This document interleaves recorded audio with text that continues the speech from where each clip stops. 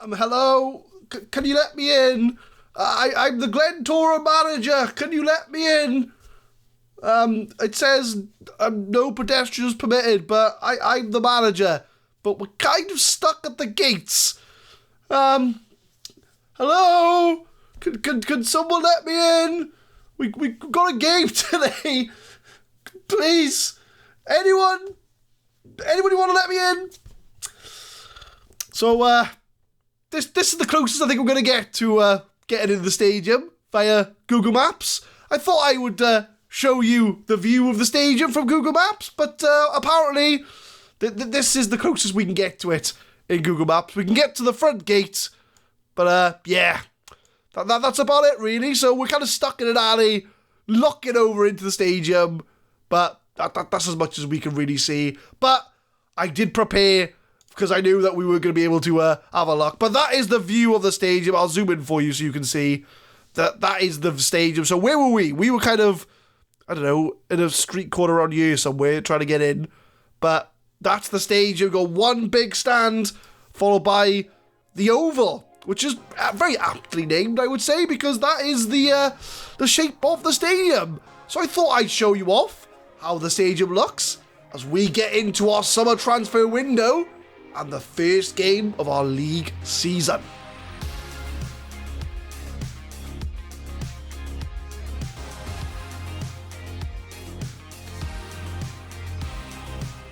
What is happening, guys? My name is Adam. I am a Super Swan, and welcome to Club 2, Episode 2 of the FM20 Campus to Champions. We start a new season with Glentoran, and we're going to start things off with our former players shortlist. So this is the group of players that we're going to be keeping an eye on throughout the save and see how their journeys go along, as well as ours. So as much as we're tracking our journey, we're going to keep a hold of our best players and see how they're getting on. So the players that have made the team are as follows. We've got Leighton Stewart, Levi Lang, Mark Helm, Cameron Archer, Jane Bennett, Ryan Alabusu, and Marley Bishop Wisdom. Those are the 7 players. I think 7.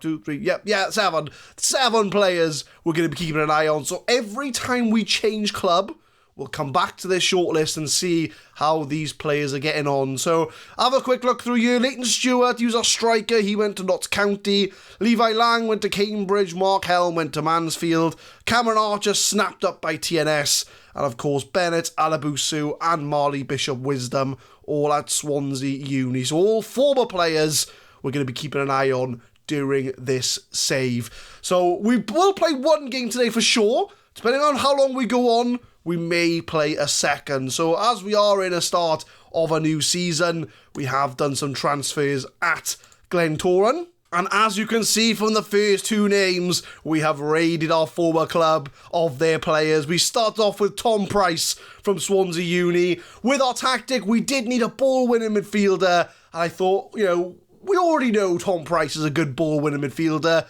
So we did raid our former club. 2.5-star current ability, 4-star potential. So it does show that he's still got a bit of room to improve. So Mark Helm's going to be our ball-winning midfielder. We did go back for Bill Lewis as well, our 7'5" giant. He's not 7'5", he's 6'8", right? He's not 7'5", but he was Irish. I know he's Republic of Ireland, but we're in Northern Ireland. But I thought I'd bring him with me, just to show me the ropes, show me Ireland, see what's going on, a little bit closer to his family.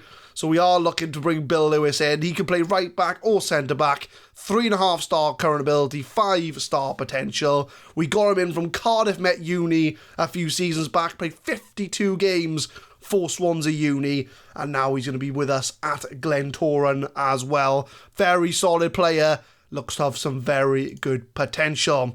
A few signings from my head of youth development. Owen Taylor from Glentoran. No, we're Glentoran. Where'd he come from? Glenavon.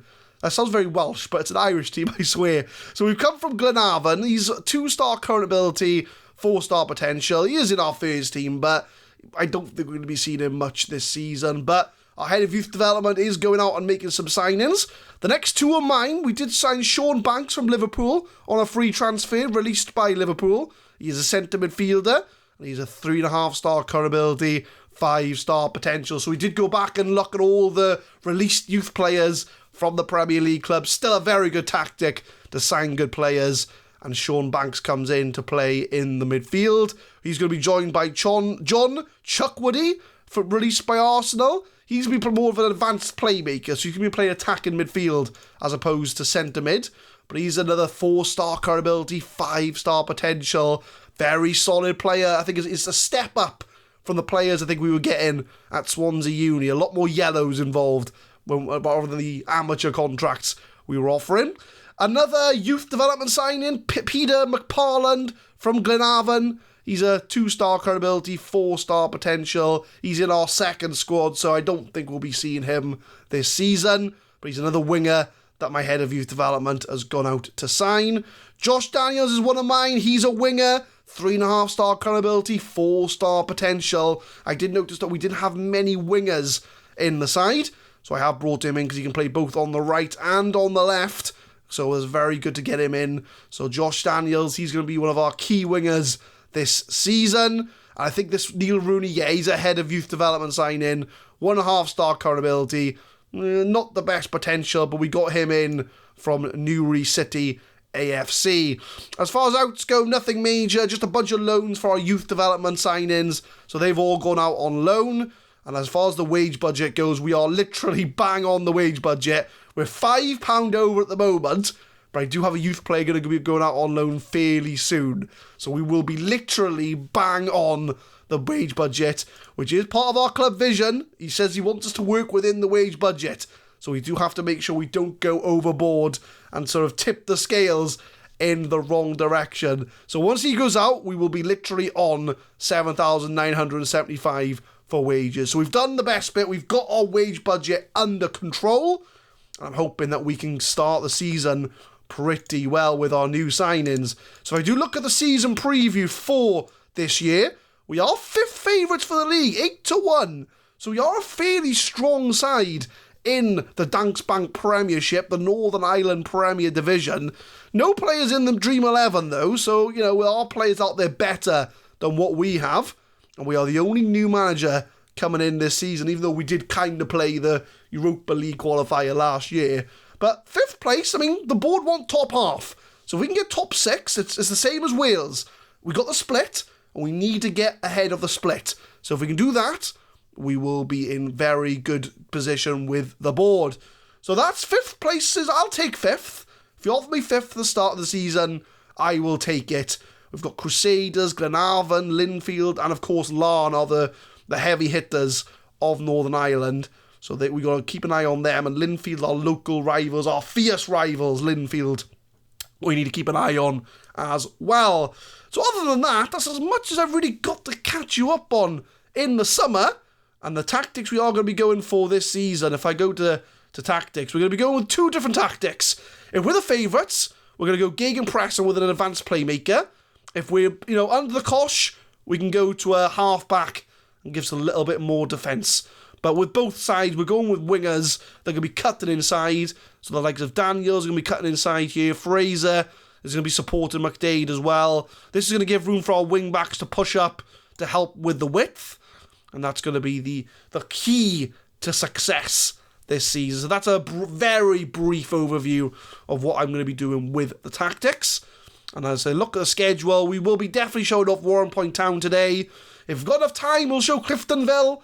But we will be definitely showing off Warren Point Town, who are the last, if we go back to the season preview, they were the favourites to go down.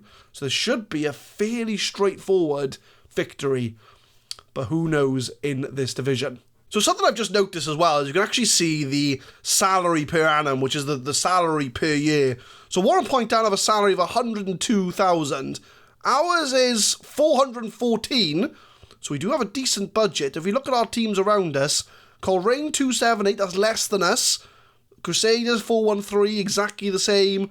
Glenavon 262, less than us. Linfield 682, so they've got more budget than we have. And Larne 3.34 million. I knew they had a budget, but 3.34 mil? That's almost 10 times our budget. Christ, they must have loads of money in their side. So they are definitely the TNS of this league. 3.34 mil compared to our 414,000. Absolutely insane. But it's competition, so we've got the Premier League this season. We've got the Irish Football Association Challenge Cup, which I believe is the FA Cup. The Northern Ireland League Cup, which the board don't really care about. And the County Antrim Shield, which again, the board don't really worry about. Mid-tables, what's expected of us in the league. And a 5th round FA Cup, Challenge Cup in the cup as well. So that's going to be our objectives for the season. So that is the pre-season roundup.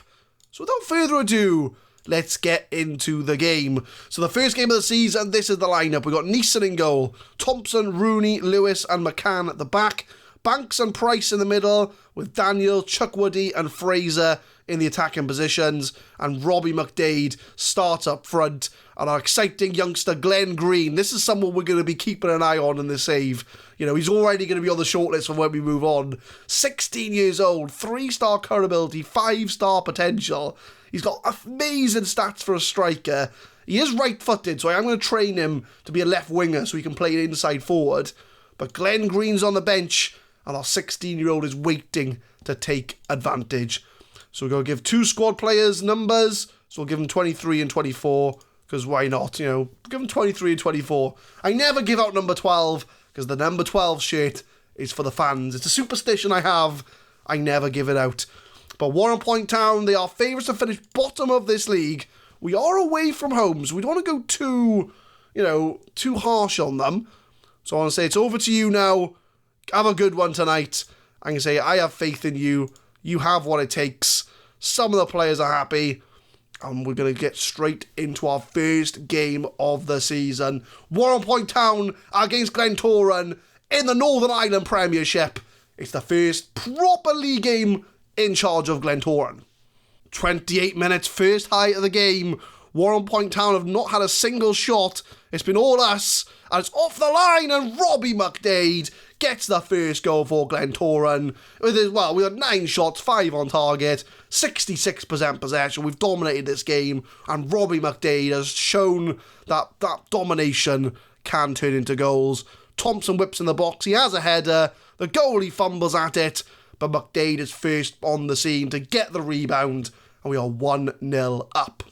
Coming into half-time, very straightforward at the moment, only the one highlight. We have dominated this game though, 12 shots, 6 on target, 62% possession. It is all Glentoran at the moment. I'm going to say we've got to guard against complacency. Don't think the job's done, but I am going to praise the strikers. I'm going to say I'm impressed with your efforts up front. Robbie McDade doesn't have much to say on that. But as far as subs go, Chukwudi's not having a good game at advanced playmaker, so I'm going to bring Tom Byrne on for him. Josh Daniels on a 6.5, so I'm going to give him another 15 minutes. But other than that, the team seem to be performing. And can we get a second goal to confirm those 3 points? As we get a throw in, 49 minutes in, Byrne's just come off the bench. He does lose it out to Davidson. Warren Point Town still have not had a shot in this game. Just putting that out there. Now, you can do what you want with that information, but I'm just letting you know. But it's a long ball from Price, intercepted. McDade pounces on the mistake, but he can't finish it. And he almost got his second goal. 1-on-1s didn't come off for Glentoran. As is a goal kick for Warren Point Town. 51 minutes in. Another highlight here. Warren Point Town still haven't had a shot all game. First shot, first goal. How did I know? The game is scripted, I swear to God. You just know, right? When a team doesn't have a single shot at all game, you know they're going to score their first shot. And it's happened again.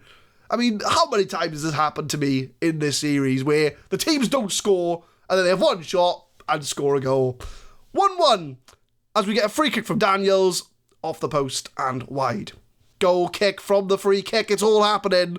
Very busy game. I'm still pretty salty about the fact that Warren Point Town scored their first shot of the game, but, you know, we'll have to live with that. We're going to move on from it. McDade, though, he's through on goal. Can he get a shot in? See, this is what annoys me, right? One-on-ones. Our team's going to have like 5 one-on-ones to score. Warren Point Town, first shot, first goal. First one-on-one, they absolutely bury it in the corner. But 17 shots, 18 shots now, still only 1-1. 71 minutes in, still 1-1. And Josh Daniels having a bit of a mare out there. So I'm going to move Tom Byrne out to the left-hand side. I'm going to bring on... I'm going to go 2 strikers. I'm going to bring the 16-year-old on. Glenn Green can come on. He wants to be an advanced forward. You can be an advanced forward. We'll make McDade a pressing forward on support. We're going 4-2-4.